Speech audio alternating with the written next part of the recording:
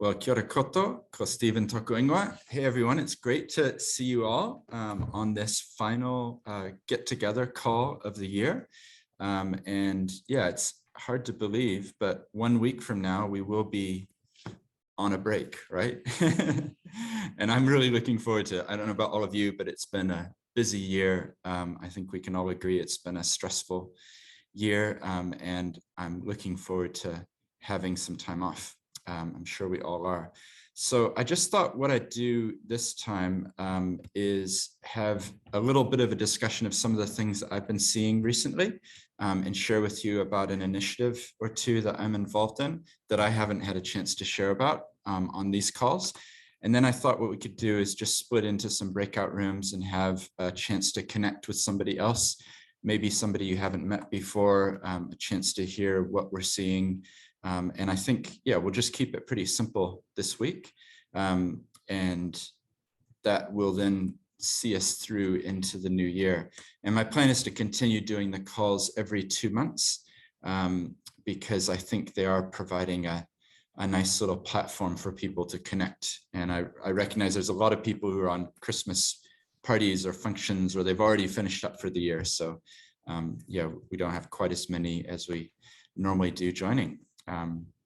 Yeah, so I guess the thing I wanted to share about, there was really 3 things. The first one was an initiative that I'm involved in, and I'm only talking about it as hopefully a means to encourage all of you that there's some positive things going on across the country. And this one that I really wanted to focus in on is called community finance. So I'm not sure if any of you have come across community finance or heard about it, but basically it's a social housing, focusing on social housing. And it started about 2 years ago. So I was involved in helping it set up, and it's a limited partnership for those who are interested in legal structures. And the idea behind it is that community finance is able to say social housing is a really pressing need.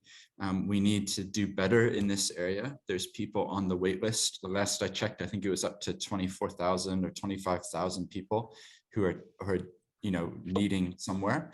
And it's kind of goes without saying. I think we all know that it's a huge need in society. So what we were doing was saying the social housing providers, they have difficulty actually getting finance. So this is the people like Salvation Army, Habitat for Humanity, and many other community housing providers. And the question was, how can we arrange financing? And so what we've come up with is this thing called community finance. And I describe it as being like a dating app between the community housing providers and the philanthropic funders, or the people with money. So we have so far brought on board people that you'll recognize, like the Tyndall Foundation, Foundation North, Matua Foundation, Lindsay Foundation. So these are kind of mainly private or community-led foundations with money. But we've also been plugging in with KiwiSaver providers. So the 3 that we've mainly been working with is Simplicity, Generate, and Pathfinder. And so far, when I first start talking about those people, sometimes they think, oh, how much have you raised? Like $50,000 or $100,000, or like anything would be good for this big crisis. But actually, we just a couple of weeks ago, we closed another deal. So we're up to $93 million that's been raised. And this is basically issuing bonds where people are investing through community finance, and then it's going to the community housing providers who are building the housing. So I really just mention it as a source of encouragement that there's positive things happening. This is an example of impact investing. And it's an example of new ways of thinking where there's a pressing social need. And actually, if we think about it in a new way, maybe there are people who would want to invest or get on board and support. So yeah, it's been exciting. On our board, we have Shamabil Yakub, who's the economist who you probably heard speak. So he's great. He brings a real razor sharp focus. and Campbell Roberts, who is involved with Salvation Army for like decades. So he's got a lot of wisdom. And then we have Joe Glenn, who's involved in financial companies and different things, and Rod Robson on the board. And our CEO is James Palmer. So just to kind of mention it, these calls, it's about hearing about new things that are happening across the ecosystem. And that's one that I'm directly involved in. So I'm the chair of that board. So really involved in this strategy and where it's heading and how we can better connect with other people who are doing similar things. So I just wanted to have mentioned it because I haven't really mentioned it on this, platform or a chance to share with others, but that's actually something that I'm involved in that I'm really excited about.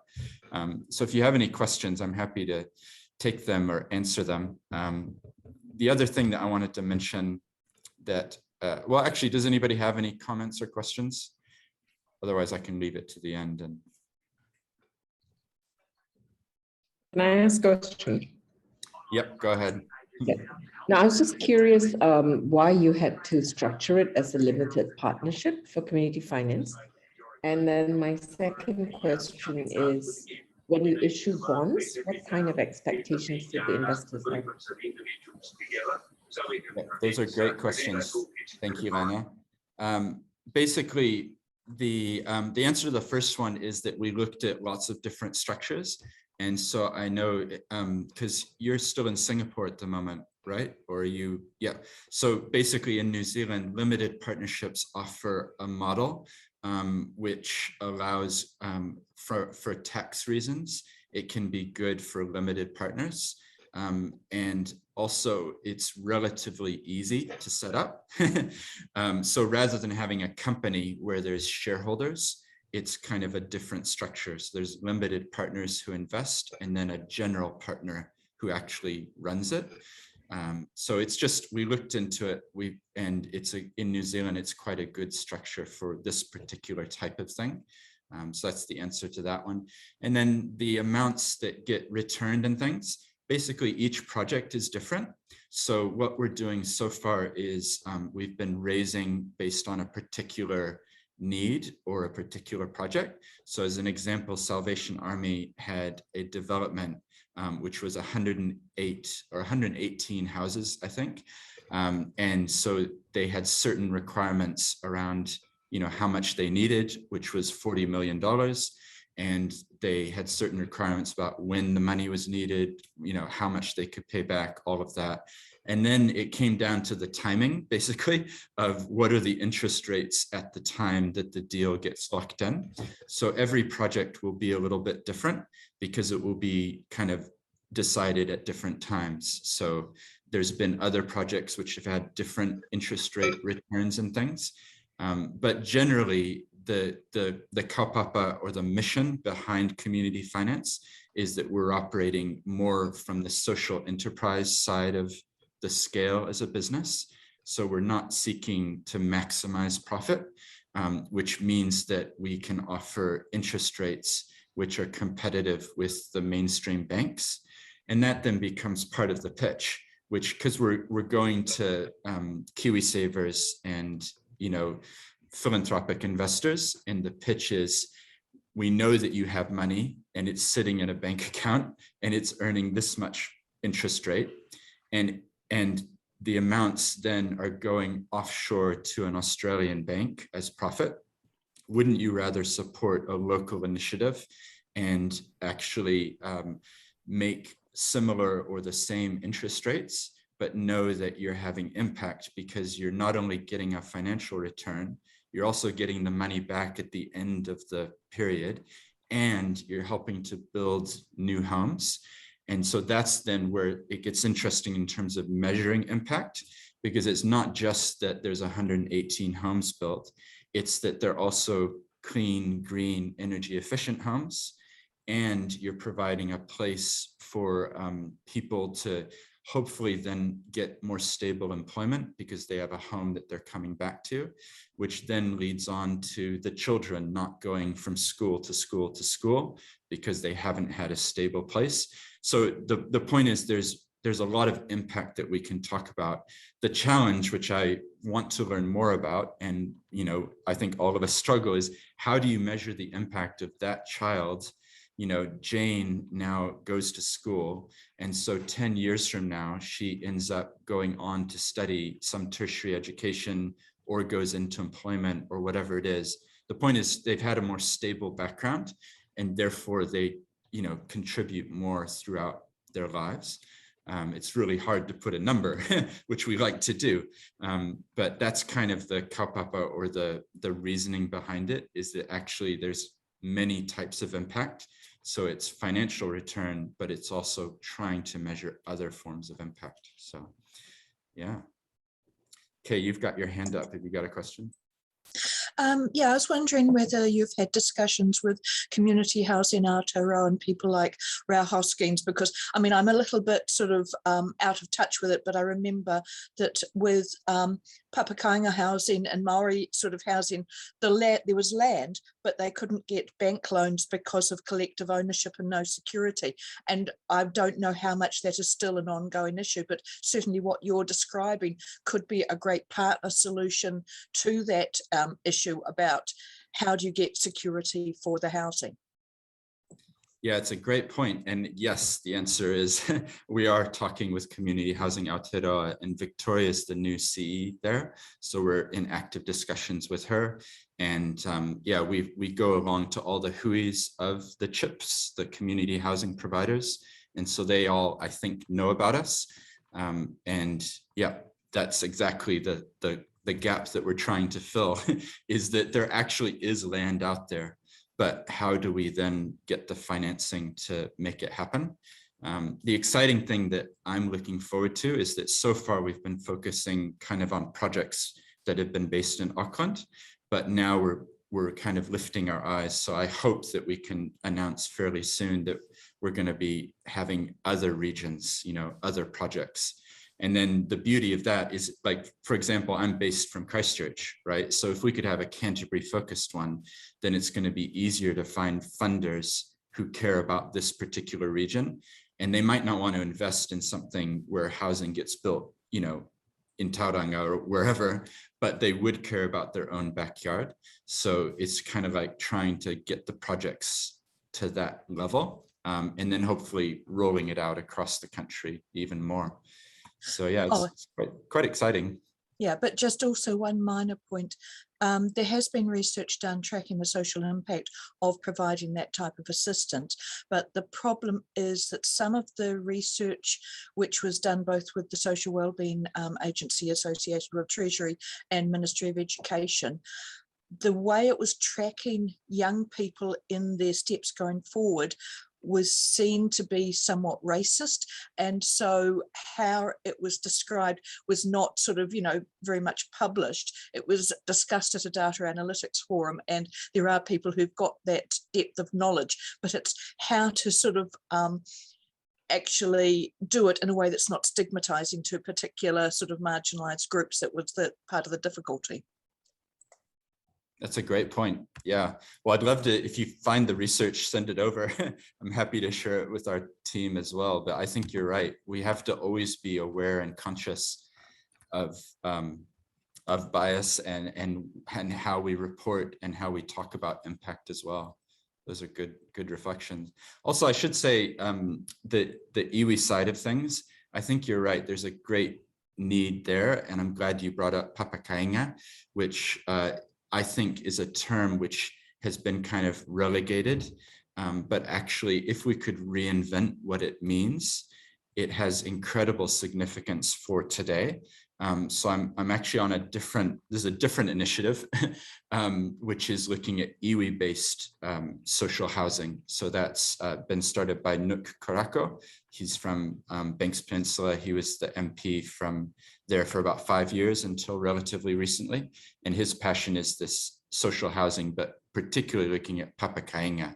So that's a really fun board to be on because I'm the only Pakeha. So I'm learning a lot and it's really exciting. That's earlier stages, but that's going to be our mission, is to how can we bridge this gap, particularly for people who may be disenfranchised and living in the city, but actually would love to return back to traditional lands, but there's not enough housing there, you know, so yeah. Just last point, I definitely encourage you to get in touch with Amber Craig in the Wairarapa, who's a former corporate worker who has given up that life to be supporting her iwi and has been crowdfunding for machinery to build housing. And so they're doing prefabricated housing in the Wairarapa. And it's a starting pilot sort of project that could actually be replicated in lots of other places. But Amber would have a really good and younger perspective on how to engage on that sort of iwi side of things too. Yeah, wonderful. Well, that's the point of these calls. I hope that talking about it, it's encouraging to all of you to know that there's stuff like this happening, but also if you see places that we can connect, then that would be great. Yeah, it's been really validating because some of you are, I'm sure, particularly on this call, you know about the Sustainable Business Network. So they just had their awards about 2 weeks ago, and Community Finance won what was like the supreme award called Transforming New Zealand. So that you may have seen and noticed about it at that point, but it was recognizing the work that Community Finance is doing. And the most exciting thing to me is that we're getting these KiwiSaver funds to actually invest. Because if we can unlock the billions and billions of dollars that is in KiwiSavers, then all of a sudden that could be potentially game changing if we could present them with impact investing opportunities where they get financial return, but they're also having impact. Like, you know, Simplicity as an example, they're just growing really, really well now.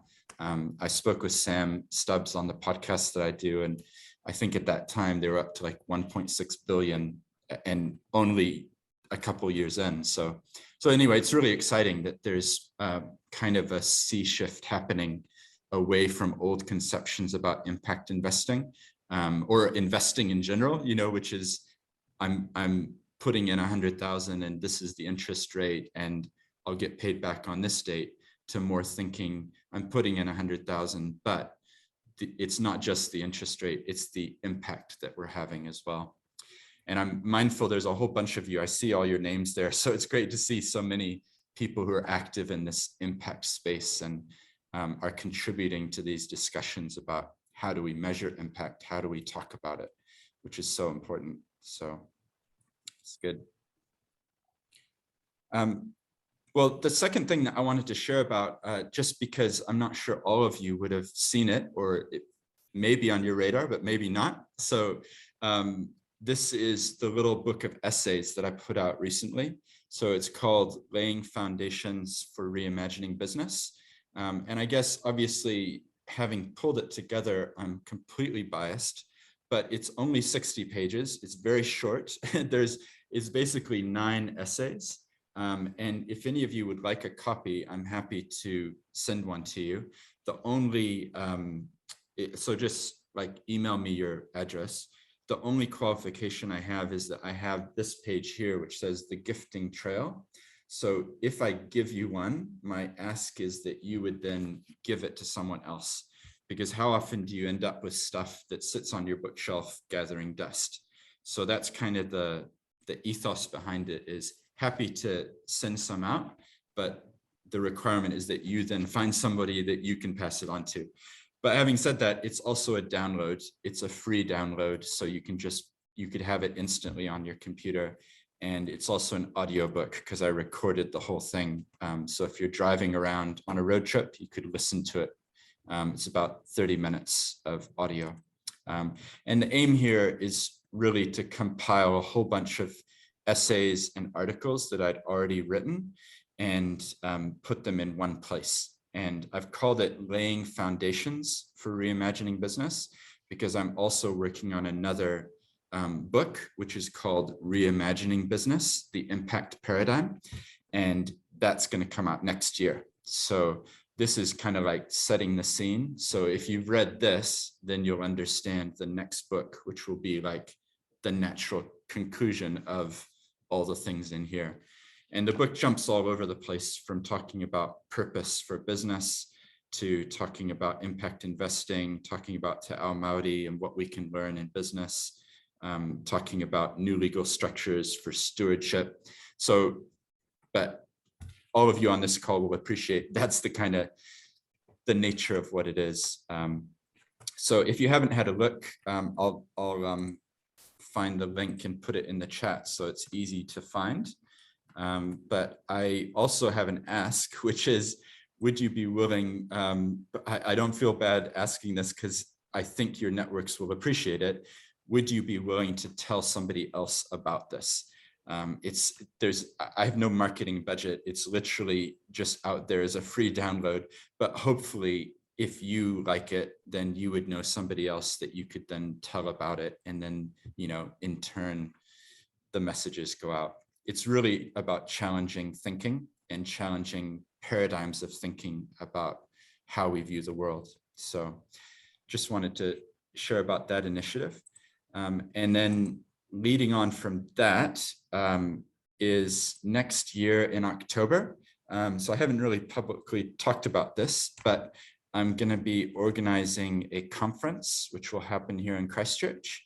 And I've just today talked with Te Pai and put in a kind of formal booking on Te Pai Convention Center. So that's our new convention center down here in Otatahi, Christchurch. So that can seat about 1,400 people. So my aim with this is to gather people from across the country to come together and think about impact, purpose, business, charity, all of these things kind of mixed. And it's not going to be an expensive conference. There's obviously costs to cover to hire a venue like that. It's like a world-class quality venue. And I want the conference to have that nature or that tone. But it's also not a conference. Like if there's $0 left at the end in the budget, then we'll have achieved the aim of the conference, which is to simply bring people together and be challenged about what the future will hold. So just alerting you to that. It's probably going to be the 27th and 28th of October. And that kind of coincides with Labor Day weekend, which could be a bad thing. I'm going to interpret it as a good thing because all of you across the country, if you want to come down and then you could have a holiday and see beautiful Christchurch at the same time over that weekend. But I'm really looking forward to it. I've got so far about 80 organizations which have given their logos because I'd run an impact unconference about a year and a half ago. And basically, so far, they've all said that they're happy to continue supporting as well as Christchurch NZ and Canterbury University and others. So it's in early stages. I welcome any of you who'd like to support or be involved. Drop me a line. I see some of you on the call, like Dennis, you remember the Impact Unconference. So it's basically a continuation of that, but ramping it up to a much bigger level. And my hope is that it would be a catalyst for really getting people thinking about the future and change. Yeah, so that's the first time I've told anybody about it, so it's kind of exciting. And yeah, you'll all be welcome. I'll make sure that everyone knows about it. Does anybody have any questions on any of that?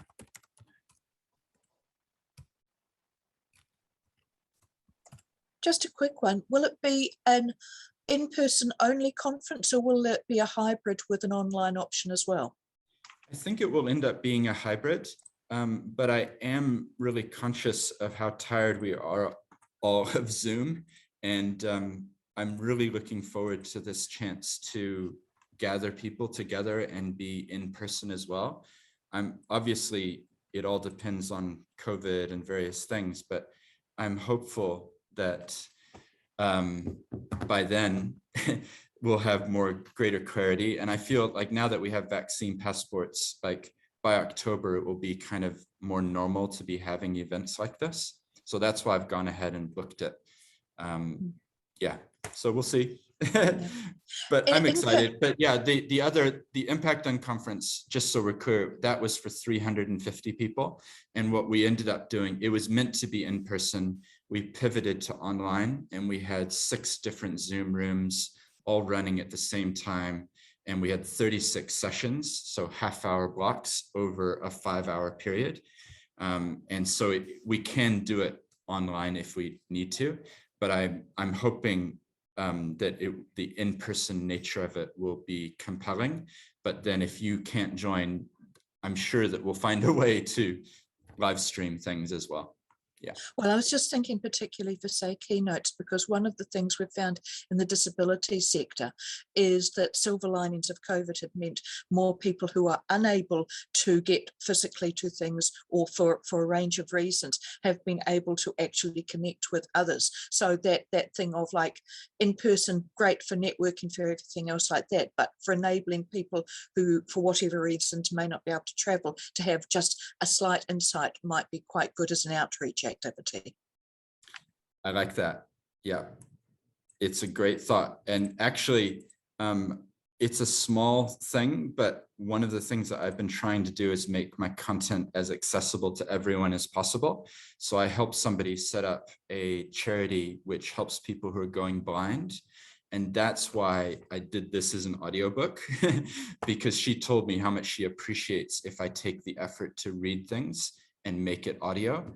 And it's just really shifted my own thinking about how can we make material available, accessibility. So I fully agree, and we'll do our very best to make sure that it is as accessible to as many as possible. And the good thing, part of the kaupapa is not how much money can we make from this conference. It's very much how can we get the ideas out there and we get people discussing. So I think that then gives us a bit more freedom to just make it available, you know. But we'll see how we go. I've just put in the chat a link to the website as it is now. There's like a, you know, newsletter sign up there, and you can kind of see the names of some of the organizations that are involved, at least at this stage. And I also put a link to the book, which I was talking about before. So hopefully you can, yeah, have a look at that. So yeah, as you can see, I'm just trying to get as many places going where discussions can happen. So this is one example. These calls are one example, every 2 months gathering people. But I think this conference will also be quite significant. And my hope will be that we have the large scale, you know, the Vodafones and the Fonterras rubbing shoulders with a not-for-profit charity that has one person volunteering, you know, like that it's going to be a chance to really get out of silos, because it's not going to be, you know, an ag tech conference. It's not going to be a mental health conference. It's not going to be a youth focused conference. It's going to hopefully bridge across all of these divides that we sometimes put ourselves in. So yeah, should be exciting. So wanted to tell you about that. And then the last thing, just really as a side note, you all know that I do this podcast called Seeds, which is a labor of love. Every Tuesday, I'm putting out an interview with an inspiring Kiwi mainly, although I've interviewed international people. And it's this week was episode 288. So if you haven't yet listened, please have a look. There's a lot of content there. And if you're driving on a road trip or you're going somewhere these holidays, it might be, I can guarantee there will be something there that will appeal to you. And if you want to email me, tell me your subject. I'm the only one who's listened to all of them.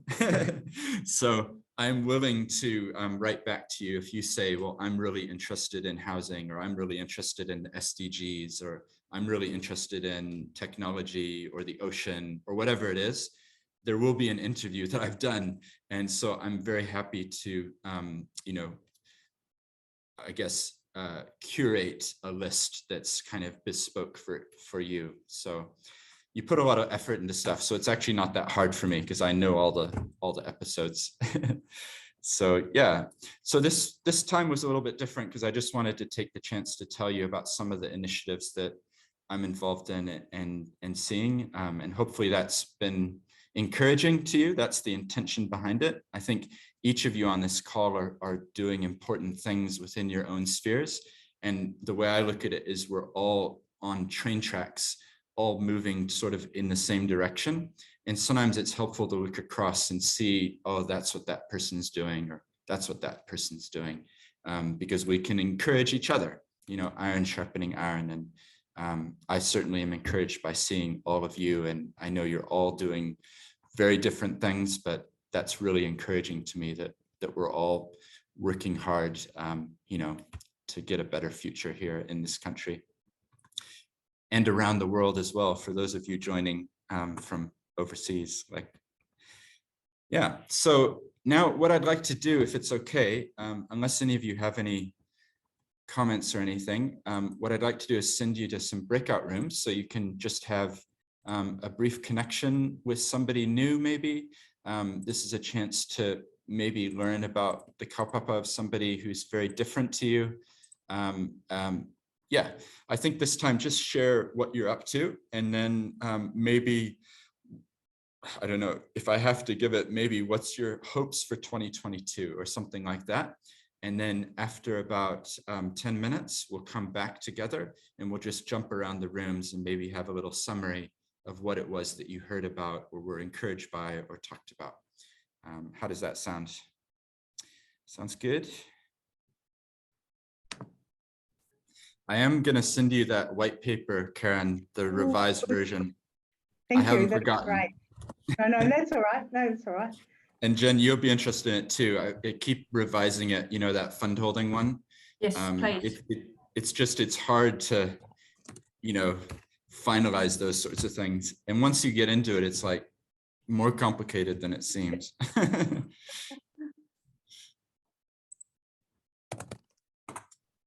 Great. Well, welcome back, everybody. I had I'd love to hear if there was anything that came out of your little discussions there. I know there's just a couple of you in different groups. I think I was really encouraged. One of the reasons I keep doing these calls actually is that I've had people approach me afterwards and say, I made a connection in that group that was random, because I don't assign it. But on the breakout room, I met this person and now we're doing this other thing, or I found out about this other thing. So I think it's a really important part of these calls is that we get a chance to hear a different perspective from somebody. And you never know, this two people I know then went on to actually do something outside of the call. So that's pretty cool. Does anybody want to share anything that came out of your discussions?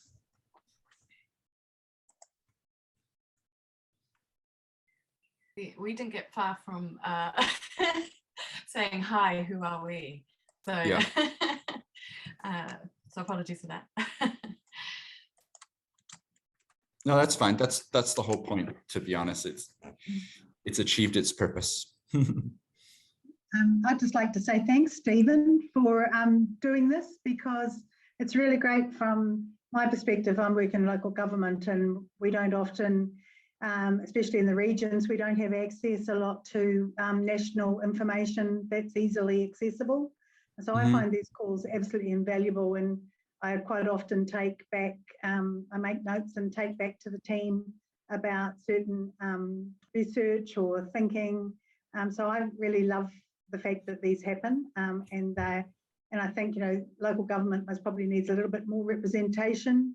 I know Mark will agree with me here, that we feel that local government is so far down into the well-being space, but we're not necessarily being well represented in this space. So I think Mark and I feel like we're champions, and we'll continue to do it. But yeah, that would be my comment. So just thank you, and I hope you have everyone has a really Merry Christmas and a safe holidays. Yeah.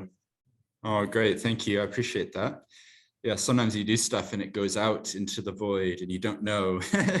So I do appreciate those words. And I think you're right. If we could get the point of the call is that it's not just for, local government or youth or mental health or, business or charities. It's more of a crossing the sectors.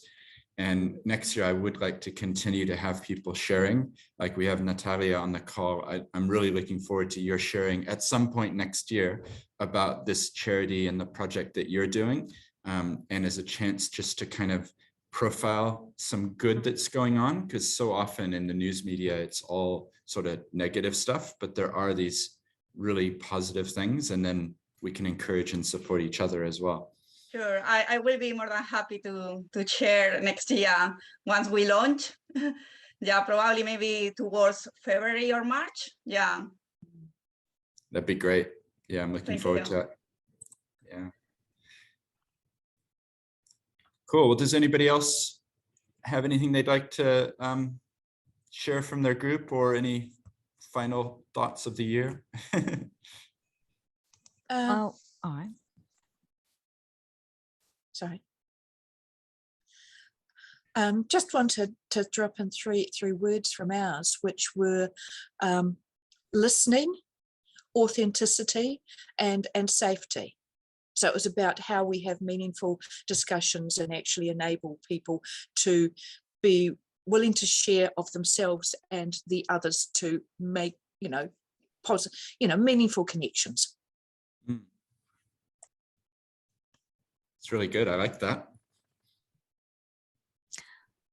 I'd just like to say I found that the small group of 3 was perfect. I think we managed to cover quite a lot in that short time, and thoroughly enjoyed hearing about different approaches. And then, as it turned out, one of the people in our little breakout room was actually looking into issues that our organisation has been working on for years. So hopefully we can be in touch. If there's any help that can be offered. Well, that's great.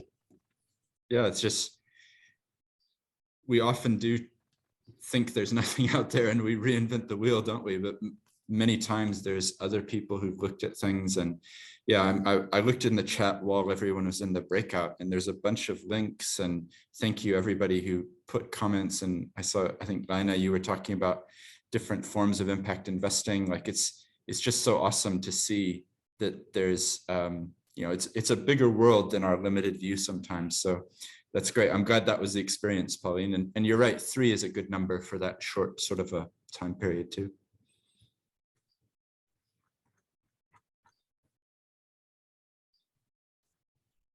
Great. Was there one other person? Yep. I just wanted to say, same as Karen, thank you so much, Stephen, for organizing these meetings. I find them quite insightful, considering I'm pretty new to fundraising and social enterprise and all this sector. So for me, I learn something new and useful every time. So please keep going, and I encourage you to continue doing this, because it's a really good initiative. And I do value that. So yeah, thank you so much. And also Merry Christmas, Feliz Navidad to everyone. And I hope you guys have a joyful and safe break, and hope to see you all in 2022 without the mask. We'll see. Yeah, thank you. I appreciate that. Yeah, well, I think you're right. And also the reason I record it is that I make it available for people who can't attend on the day. So there's more than 550 people on the email list. And so sometimes these videos, there'll be 20 or 30 or 40 people, but then it gets watched sometimes 180 times or 200 times. So I don't know if it's just me watching it over and over again, but it seems to people appreciate that it's there. So I guess one way you can help is that those videos are now uploaded. And if you meet people who this would benefit, then you can tell them, they can go back and watch the old videos, or email me, they can be on the list, and then they'll get notifications of the ones coming up. So yeah. Sure, we'll do that. Lina, you had a hand raised there. Yes, thank you. No, I just wanted to say that, thanks for pointing out the chat remarks that I had on restorative investing, and in fact, investing for racial justice. So for me, initially, I was a little hesitant to talk about that, but I was very encouraged by our small group that there was actually a very clear consciousness, like Mark was talking about, people with lived experience, the ones with the solution, and that's kind of the approach Angels of Impact takes. And Kay was also mentioning about, using her agency, her privilege to create space to bring in the voices of the marginalized. So that encouraged me that conversation is here. And so I just wanted to throw out the idea that restorative investing is about not necessarily making returns from your investing, but really shifting the system that has marginalized people and looking at different ways. So those of you interested in that, please do reach out to me.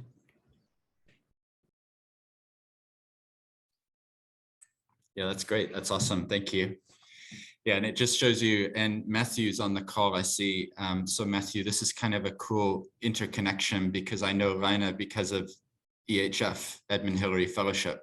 So it just shows that the little, communities can interact, and then it leads to further connection, and ultimately we learn from each other. So that's pretty cool.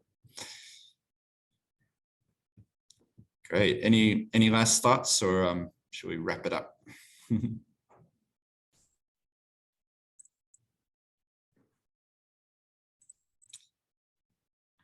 All right, well, I just want to say thank you, everybody, for joining in. It's been a pleasure to see many of you on these calls.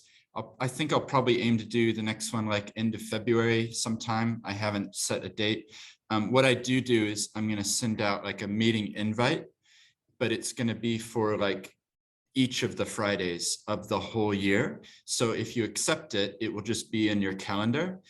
If you do not accept it, because some people like reject it thinking they're rejecting just that meeting, but I don't want to overload inboxes with heaps like every time sending a new meeting request. So that's why I do it is like a sequence for the whole year. So if you accept it, then it will be in your diary. You don't have to show up, but it will just be a reminder that it's happening. Yeah, and I'll just email out probably late January when I'm back. And yeah, hope you all have great breaks, get some time to rest. I was reading something the other day, and it was basically saying that sometimes we seek peace in perfection, that we think we have to wait for everything to be perfect before we can have peace or be peaceful.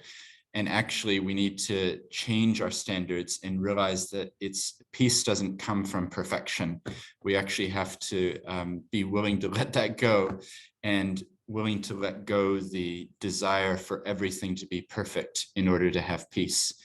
So that was a nice reminder for me anyway, as we head into this break, just to take time out, connect with your friends, family, whānau, and seek that peace that will then give us the fuel for 2022. So that's my parting word. Hope you all have a great, relaxing holiday. Thanks for joining. Thank you. See ya. Thanks a lot, Stephen. Thank you. Merry Christmas, everyone.